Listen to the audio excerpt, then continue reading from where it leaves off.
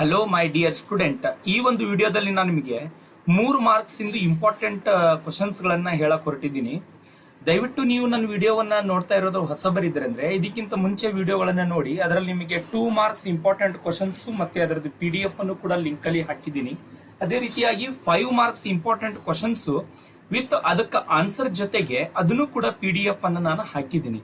ನೀವು ಹೊಸಬರಿದ್ರೆ ನನ್ನ ಚಾನಲ್ ಅನ್ನ ಸಬ್ಸ್ಕ್ರೈಬ್ ಮಾಡ್ಕೊಳ್ಳಿ. ಮುಂದೆ ಯಾವುದೇ ತರಹದ ವಿಡಿಯೋಗಳು ಬಂದ್ರೆ ನಿಮಗೆ ನೋಟಿಫಿಕೇಶನ್ ಕೂಡ ಬರುತ್ತೆ. ನಿಮ್ಗೆ ವಿಡಿಯೋ ಇಷ್ಟವಾದಲ್ಲಿ ಲೈಕ್ ಮಾಡಿ, ಕಾಮೆಂಟ್ ಮಾಡಿ ನೀವು ಯಾವ ಜಿಲ್ಲೆಯವರು ಅಂತ. ಮತ್ತೆ ನಿಮಗೆ ಬೇರೆಯವರಿಗೂ ಸಹಿತ ಶೇರ್ ಮಾಡ್ಬೇಕಂತ ನಿಮ್ಗೆ ಅನಿಸಿದ್ರೆ ನೀವು ಬೇರೆಯವರಿಗೂ ಸಹಿತ ಶೇರ್ ಮಾಡಬಹುದು. ಓಕೆ, ಹಾಗಾದ್ರೆ ನೋಡಿ 3 ಮಾರ್ಕ್ಸ್ ಇಂಪಾರ್ಟೆಂಟ್ ಚಾಪ್ಟರ್ಸ್ ಯಾವ ಅಂತಂದ್ರೆ ನಮ್ಗೆ ಅದು ಮೇನ್ ಇಂಪಾರ್ಟೆಂಟ್, ಮುಖ್ಯವಾಗಿ ನಮಗೆ ಗೊತ್ತಾಗಿರ್ಬೇಕಾಗಿರುವಂತ ವಿಚಾರಗಳೇ ನಮಗೆ ಗೊತ್ತಿರಲ್ಲ. ಓಕೆ, ಸೊ ನೋಡಿ 3 ಮಾರ್ಕ್ಸ್ ಇಂಪಾರ್ಟೆಂಟ್ ಚಾಪ್ಟರ್ಸ್ ಗಳು ಯಾವ್ಯಾವ ಅಂತ ನಾವು ಮುಂಚೆ ಫಸ್ಟ್ ಪಾಯಿಂಟ್ ಅದನ್ನ ನೋಡ್ಕೋಬೇಕು. ಯಾಕೆಂತಂದ್ರೆ ನಾವು ಸ್ಟಡಿ ಮಾಡಬೇಕಾದ್ರೆ ಸುಮ್ನೆ ಹಾಗೆ ಬ್ಲೈಂಡ್ಲಿ ಸ್ಟಡಿ ಮಾಡಿದ್ರೆ ನಮಗೆ ಆಗಲ್ಲ. ಸೊ ಫಸ್ಟ್ ಆಫ್ ಆಲ್ ಎಷ್ಟು ಮಾರ್ಕ್ಸ್ ಗಳನ್ನ ಕೇಳ್ತಾರೆ ಮತ್ತೆ ಯಾವ್ಯಾವ ಚಾಪ್ಟರ್ಸ್ ಗಳಿಂದ ಬರುತ್ತೆ ಅಂತ ನಾವು ತಿಳ್ಕೊಬೇಕಾಗತ್ತೆ. ನೋಡಿ ಟೋಟಲ್ ಎಷ್ಟು ಚಾಪ್ಟರ್ಸ್ ಗಳಿದಾವೆ ಅಂದ್ರೆ 8 ಚಾಪ್ಟರ್ಸ್.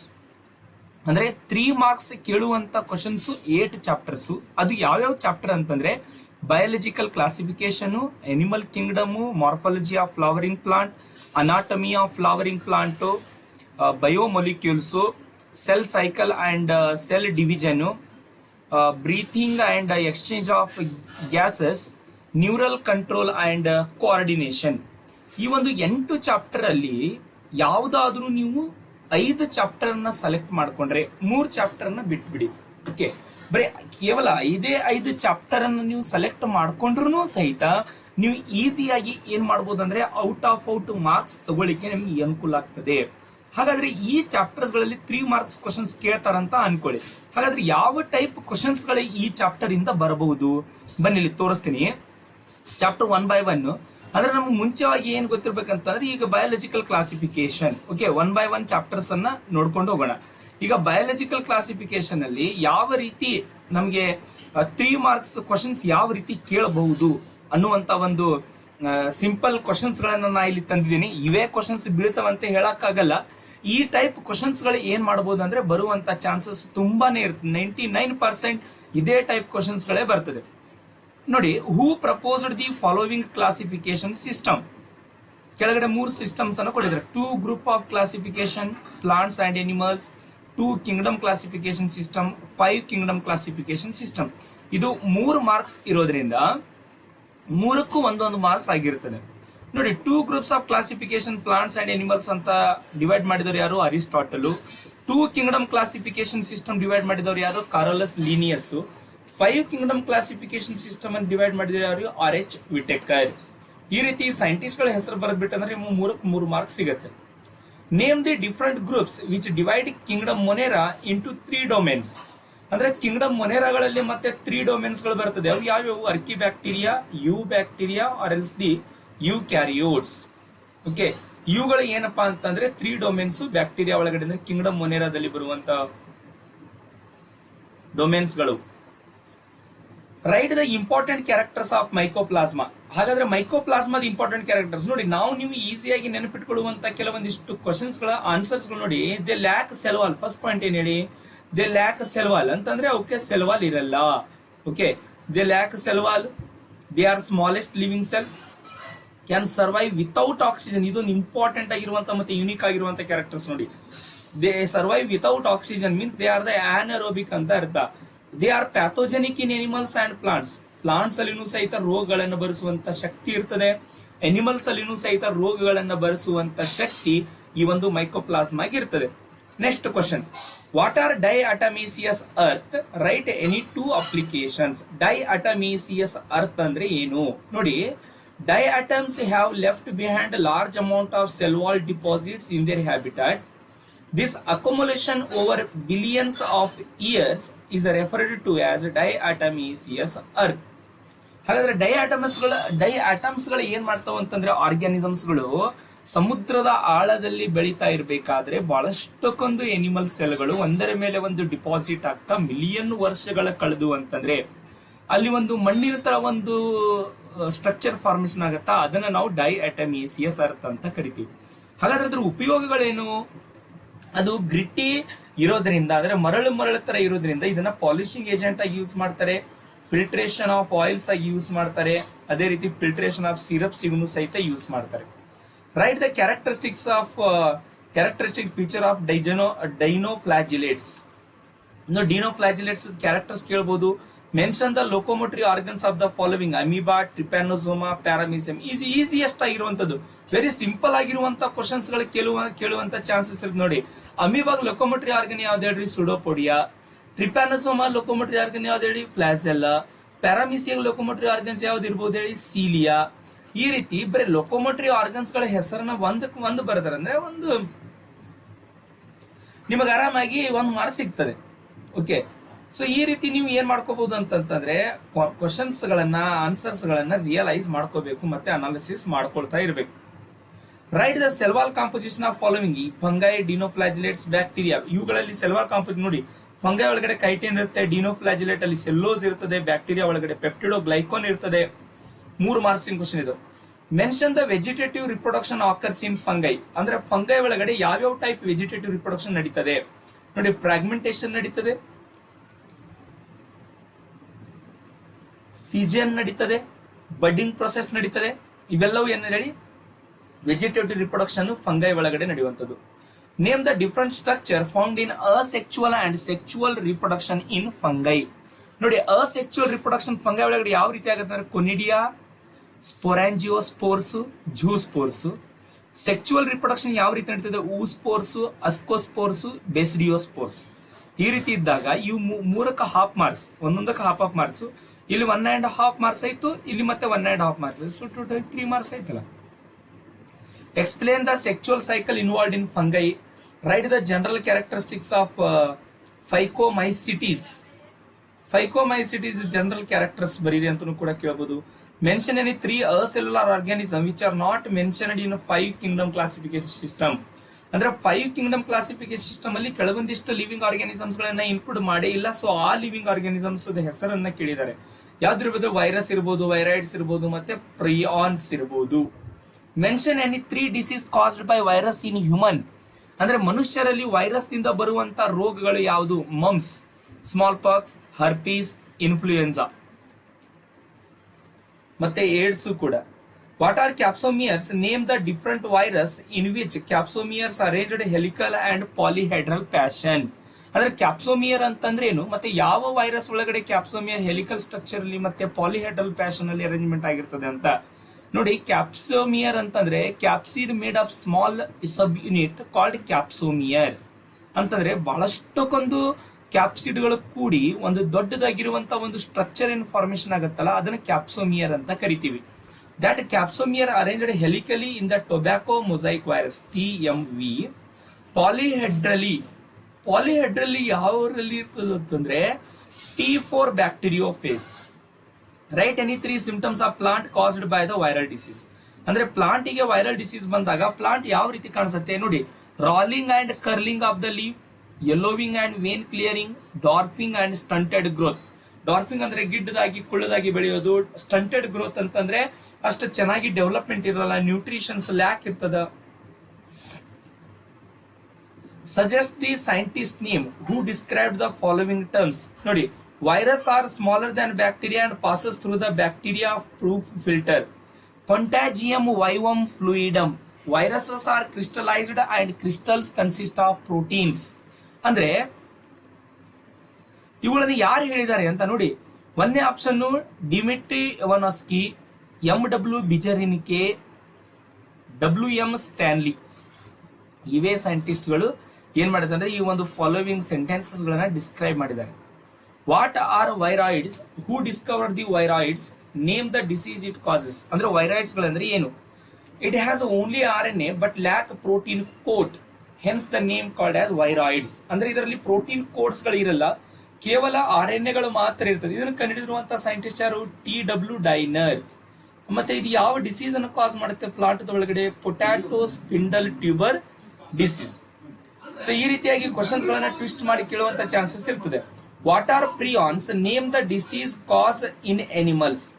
ಅಂದ್ರೆ ಪ್ರಿಯಾನ್ಸ್ ಅಂದ್ರೆ ಏನು, ಮತ್ತೆ ಅನಿಮಲ್ಸ್ ಅಲ್ಲಿ ಯಾವ ಒಂದು ರೋಗಗಳು ಇದು ಬರುತ್ತದೆ? The agent was similar in size to viruses. These agents were called prions.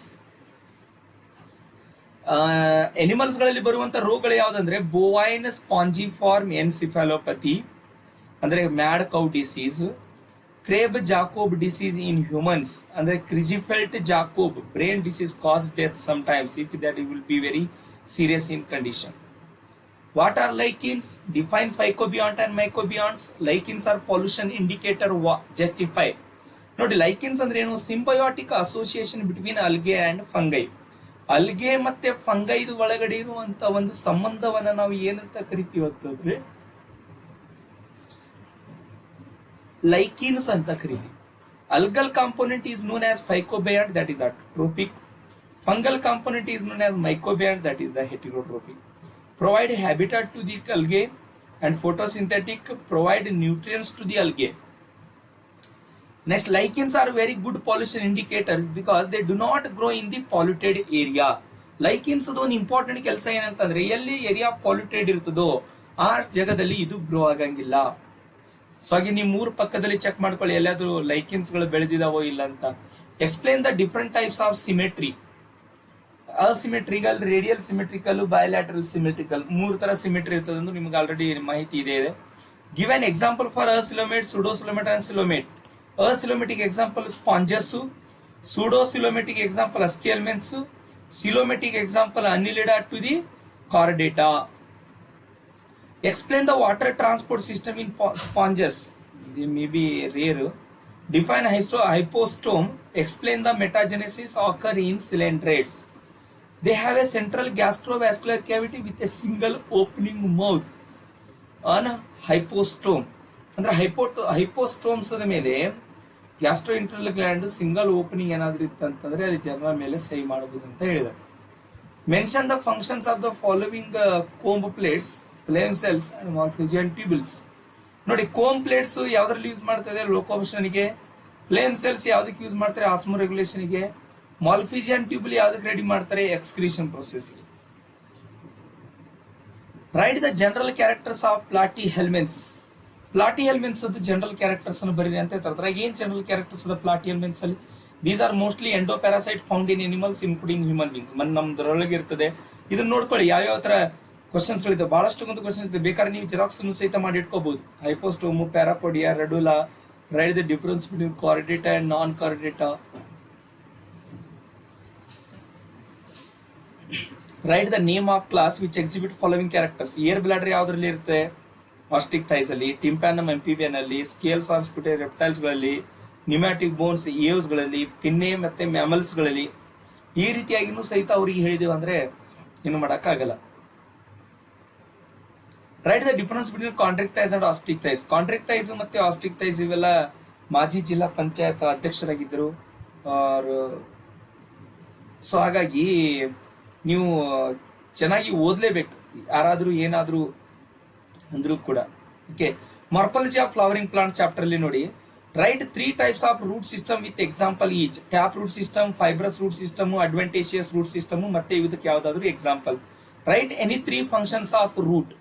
Root ಅದು ಒಂದು 3 functions: absorption of water and minerals from soil, providing a proper anchorage to the parts of the plant. ನೋಡಿ, ನಾ ಇನ್ನೊಮ್ಮೆ ಹೇಳ್ತಾ ಇದ್ದೀನಿ, ಯಾರು ಹೊಸಬ್ರು ಇದಿರಲ್ಲ ನನ್ನ ಚಾನಲ್ ನ ಸಬ್ಸ್ಕ್ರೈಬ್ ಮಾಡ್ಕೊಳ್ಳಿ. ನೀವು ಯಾವ ಡಿಸ್ಟಿಕ್ ನವರು ಇದೀರ ಅಂತ ಹೇಳಿ. ಇದು ನಿಮಗೆ 2 marks important questions, 5 marks important questions ಬೇಕಂತಂದ್ರೆ ಡಿಸ್ಕ್ರಿಪ್ಷನ್ ಲಿಂಕ್ ಅಲ್ಲಿ ಬೇರೆ ವಿಡಿಯೋಸ್ ಕೂಡ ಇದೆ, ಅವುಗಳನ್ನು ನೀವು ನೋಡಿ ಫಾಲೋ ಮಾಡ್ಕೋಬಹುದು. 2023-24ನೇ ಸಾಲಿನ ಮೋಸ್ಟ್ ಎಕ್ಸ್ಪೆಕ್ಟೆಡ್ ಕ್ವಶನ್ಸ್ ಗಳು ಇವೆಲ್ಲ. Mention 3 types of reasons of roots: reasons of meristematic, reasons of elongation, reason of maturation. ನಾನು ಯಾವ ಟೈಪ್ ಕ್ವಶನ್ಸ್ ಗೆ ಯಾವ ಟೈಪ್ ಆನ್ಸರ್ಸ್ ಬರಿಬೇಕಂತನೂ ಕೂಡ ನಿಮ್ಗೆ ರೆಡಿ ಮಾಡಿ ಕೊಟ್ಟಿದ್ದೀನಿ. ನೋಡಿ, ಎಲ್ಲವೂ ಸಹಿತ ಕ್ವಶನ್ಸ್ ಗಳನ್ನ ನಾನು ಒಂದೊಂದು ಹೇಳ್ತಾ ಹೋಗಲ್ಲ, ಟೈಮ್ ಬಹಳ ಆಗುತ್ತೆ. ಸೊ ಹಾಗಾಗಿ ನೀವು ಸಹಿತ ಓದ್ಕೊಳ್ಳಿ ಇದನ್ನ. What is aestivation? Mention their examples. What is placentation? Mention their types with example. ಪುಣ್ಯವರ 4 ಮಾಡೋಗಿದ್ದಾರೆ. Write 3 layers of present in pericarp. ಪೆರಿಕಾರ್ಪದಲ್ಲಿ ಇರುವಂತಹ 3 ಲೇಯರ್ ಯಾವುದು? Write the vegetative characters of family solanaceae. Solanaceae ಫ್ಯಾಮಿಲಿದ ವೆಜಿಟೇಟಿವ್ ಕ್ಯಾರೆಕ್ಟರ್ಸ್ ಏನು? Herbs, shrub, rarely small tree. Stem ಯಾವ ರೀತಿ ಇರುತ್ತೆ, ಲೀವ್ಸ್ ಯಾವ ರೀತಿ ಇರುತ್ತದೆ, ಮತ್ತೆ ಲೀವ್ಸ್ ಮೇಲೆ ವೆನೇಷನ್ ಯಾವ ರೀತಿ ಫಾರ್ಮೇಶನ್ ಆಗುತ್ತೆ. Write the floral characters of family solanaceae. Floral characters family ಸೋಲನೇಸಿಯದ್ದು ಬಹಳ ಬರಲ್ಲ. ಏನ್ ಗೊತ್ತಾ, ಇನ್ಫ್ಲೋರೆಸೆನ್ಸ್ ಯಾವ ರೀತಿ ಇರ್ತದೆ, ಸಿಂಗಲ್ ಫ್ಲವರ್ ಇರ್ತದೆ, ಸೈಮೋಸ್ ಅಂತ ಕರಿತೀವಿ. ಫ್ಲವರ್ ಬೈಸೆಕ್ಚುವಲ್ ಆಕ್ಟಿನೋಮಾರ್ಫಿಕ್, ಫ್ಲವರ್ಸ್ ಬೈಸೆಕ್ಚುವಲ್ ಇರ್ತದೆ, ಆಕ್ಟಿನೋಮಾರ್ಫಿಕ್. ಮತ್ತೆ ಕ್ಯಾಲಿಕ್ಸ್ ಸೆಪಲ್ಸ್ 5 ಇರ್ತದೆ, ಯುನೈಟೆಡ್ ಇರ್ತದೆ. ಎಲ್ಲವೂ ಕೊರಲಾ ಪೆಟಲ್ಸ್ 5 ಇರ್ತದೆ, ಯುನೈಟೆಡ್ ಇರ್ತದೆ. ಎಸ್ಟಿವೇಶನ್ ವ್ಯಾಲ್ವೇಟ್ ಎಸ್ಟಿವೇಶನ್ ಇರ್ತದೆ. ಆಂಡ್ರೋಸಿಯಮ್ ಅಂದ್ರೆ ಮೇಲ್ ರಿಪ್ರೊಡಕ್ಟಿವ್ ಸಿಸ್ಟಮ್ ಅಲ್ಲಿ ಸ್ಟೆಮನ್ಸ್ ಇರ್ತವೆ, ಎಷ್ಟು 5 ಎಪಿ ಪೆಟಲ್ಸ್ ಅಂತ ಕರಿತೀವಿ. ಅಂತಂದ್ರೆ ಪೆಟಲ್ಸ್ ಗಳ ಮೇಲೆ ಪೋಲನ್ ಗ್ರೇನ್ಸ್ ಅನ್ನ ಉತ್ಪತ್ತಿ ಮಾಡುವಂತ ಸ್ಟೆಮನ್ ಅಟ್ಯಾಚ್ ಇತ್ತಂದ್ರೆ ಅದನ್ನ ನಾವು ಏನಂತ ಕರಿತೀವಿ ಅಂತಂದ್ರೆ ಎಲ್ಲಿರ್ತದೆ, ಎಪಿಪೆಟಾಲಸ್ ಅಂತ ಕರಿತೀವಿ. Write the economic importance of family solanaceous. Solanaceous family economic importance food ಆಗಿ ಕನ್ವರ್ಟ್ ಮಾಡಬಹುದು. Tomato, brinjal, potato. ಮೆಡಿಸಿನ್ ನೋಡಿ, belladonna, ashwagandha. Fumigatory, tobacco purpose. Ornamental, petunia purpose. Spice, chilli purpose. Next anatomy of flowering plants ನೋಡಿ, ತುಂಬಾ ಚಿಕ್ಕದಾಗಿರುವಂತಹ plant. ಅದ್ರಲ್ಲಿ ನೀವು ಯಾವುದೇ questions ಬಾಯ್ಟ್ ಮಾಡ್ಕೊಂಡ್ರು ಒಂದು ಕ್ವಶನ್ ಫಿಕ್ಸ್ ಬಂದೇ ಬರ್ತದೆ. ಇಲ್ಲಿ ನೋಡಿ, mention the 3 types of tissue system found in flowering plant. ಇದೇ ನೋಡಿ, epidermal tissue system, ground or fundamental tissue system, vascular or conducting tissue system. ಮುಗಿದೋಯ್ತು ಅಷ್ಟೇ. ಈಗ ಸ್ಟೊಮ್ಯಾಟೊ ಡೈಗ್ರಾಮ್ ಅನ್ನು ಕೂಡ ಕೇಳ್ತಾರೆ. ಎಕ್ಸ್ಪ್ಲೇನ್ ಅಂತ ಕೇಳಿದಾಗ ಡೈಗ್ರಾಮ್ ಅನ್ನು ತೆಗೆದು ಅದರ ಬಗ್ಗೆ ಎಕ್ಸ್ಪ್ಲೇನ್ ಮಾಡಬೇಕಾಗುತ್ತೆ. What are stomata, mention their functions. Write the components of epidermal tissue. What is cuticle, write their functions and in which part cuticle are absent. Write a note on vascular bundles of root and stem. Root ಮತ್ತೆ stem ಅಲ್ಲಿ ಇರುವಂತಹ vascular bundles ಗಳನ್ನ ನಾವು ಏನ್ ಮಾಡ್ಬೇಕಂದ್ರೆ ಹೊಂದಾಣಿಕೆ ಮಾಡಬೇಕು ಅಂತ ಹೇಳ್ತಾರೆ. Mention the type of vascular bundles. Open vascular, close vascular, conjoint vascular bundle. What are the composition of stele. Stele composition ಏನು, ಪೆರಿಸೈಕಲ್, ವ್ಯಾಸ್ಕ್ಯುಲರ್ ಬಂಡಲ್ ಮತ್ತೆ ಪಿತ್. ನೋಡಿ, ಬಯೋಮೊಲಿಕ್ಯೂಲ್ಸ್. ಬಯೋಮೊಲಿಕ್ಯೂಲ್ಸ್ ಅಲ್ಲಿ ಸಹಿತ 3 ಮಾರ್ಕ್ಸ್ ಗೆ ನಿಮ್ಗೆ ತುಂಬಾ ಕಡಿಮೆ ಕ್ವಶನ್ಸ್ ಗಳು ಸಿಗ್ತದೆ. For example, mention the chemical composition of amino acids. ಇದನ್ನಂತೂ ನಾವು ಹೇಳೇ ಇರ್ತೀವಿ. ಅಮೈನೋ ಗ್ರೂಪ್ ಇರುತ್ತೆ, ಹೈಡ್ರೋಜನ್ ಇರುತ್ತದೆ, ಕಾರ್ಬಾಕ್ಸಿಲ್ ಗ್ರೂಪ್ ಇರುತ್ತೆ, ವೇರಿಯಬಲ್ ಗ್ರೂಪ್ ಇರುತ್ತೆ. ಯಾವುದೇ ರೀತಿ ಹೆದರೋಂಗಿಲ್ಲ ಅಂತೇಳಿ. ಆದ್ರೂ ಕೂಡ ನಿಮ್ದು ನೀವು ಬಿಡಲ್ಲ. Name the amino acid if they have following functional group. ನೋಡಿ, ಅಮೈನೋ ಆಸಿಡ್ ಇವೇನಾದ್ರೂ ಫಂಕ್ಷನಲ್ ಗ್ರೂಪ್ ಇದ್ವು ಅಂದ್ರೆ OH, CH3, CH2OH ಇತ್ತಂದ್ರೆ ಅದರದ್ದು ಒಂದು ಅಮೈನೋ ಆಸಿಡ್ ಹೆಸರು ಬರೀರಿ ಅಂತ ಹೇಳ್ತಾರೆ. ನೋಡಿ, glycine OH, CH3 alanine, serine, CH2OH. Give an example for following amino acids. Acidic amino acid, basic amino acid, neutral amino acid. Acidic glutamic acid, basic ಗೆ lysine, neutral ಗೆ ವ್ಯಾಲಿನ್. ನೋಡಿ, ನಿಮ್ಗೆ ಇನ್ನು ಇಟ್ಕೊಳ್ಳಿಕ್ಕೆ ಟ್ರಿಕ್ಸ್ ಬೇಕಂತಂದ್ರೆ ಸೊ ನೀವು ಎಷ್ಟು ಜನ ನನ್ನ ವಿಡಿಯೋವನ್ನು ನೋಡಿದ್ರಿ ಅಂತ ಗೊತ್ತಾಗುತ್ತೆ. ನಾನು ಕಾಮೆಂಟ್ ಬಾಕ್ಸ್ ಅಲ್ಲಿ ತಿಳಿಸಿ. ನಿಮ್ಗೆ ಇದರದ್ದು ಟ್ರಿಕ್ಸ್ ಬೇಕಂದ್ರೆ ನಾನು ವಾಪಸ್ ನಿಮ್ಗೆ ಟ್ರಿಕ್ಸ್ ಬರೋದು ಹಾಕ್ತೀನಿ. ಒಂದೇ ಕ್ಷಣದಲ್ಲಿ ನೀವು ನೆನಪು ಮಾಡಿ ಇಟ್ಕೋಬಹುದು. What are essential and non essential amino acids. Give an example. ನೋಡಿ, essential and non essential amino acids examples ನೀವೇ ಕೊಡಬೇಕು. ಅದು ನಿಮ್ಗೋಸ್ಕರನೇ ಬಿಟ್ಟಿರೋದು. Give an example for aromatic amino acid. Tyrosine, phenylalanine, tryptophan. ಇವೆಲ್ಲವೂ ಏನಂತಂದ್ರೆ aromatic amino acid. Name the following proteins. Most abundant protein in animal, most abundant protein in plant, transport nutrient across membrane. Very simple. ನೋಡಿ, collagen. Most abundant protein in animal ಯಾವುದು, collagen. Next RuBisCO ಬರ್ತದೆ. Next antibodies ಬರ್ತದೆ. Right any 3 functions of proteins. Proteins ಅದು ಒಂದು ಯಾವ್ದಾದ್ರು 3 functions ಅನ್ನ ಬರೀರಿ ಅಂತ ಹೇಳ್ತಾರೆ. ನೋಡಿ, some transport nutrient across cell membrane, some fight infectious organism, some are hormones, some are enzymes. Okay, ಅಂದ್ರೆ ಅವು ಆದ್ರೂ ಬೇಜಾರ್ ಪಡ್ತಿರ್ತಾರೆ, ಏನ್ ಮಾಡಕ್ಕಾಗಿಲ್ಲ. Write any 3 differences between fats and oils. Oils ಮತ್ತೆ ಫ್ಯಾಟ್ ಅಲ್ಲಿ ಡಿಫರೆನ್ಸ್ ನೋಡಿ. Higher melting point, lower melting point. Solid at room temperature, liquid at room temperature. Example animal muscles, example gingelly oil. ಇದಕ್ಕಿಂತ ನೀವೇನಾದ್ರೂ ಆಡ್ ಮಾಡುವಂಗಿತ್ತಂದ್ರೆ ನೀವು self ಸ್ಟಡಿಯನ್ನು ಮಾಡ್ಕೋಬಹುದು. ಬೇರೆ source ಅನ್ನು ಸಹಿತ ನೀವು ಕಲೆಕ್ಟ್ ಮಾಡ್ಕೋಬಹುದು.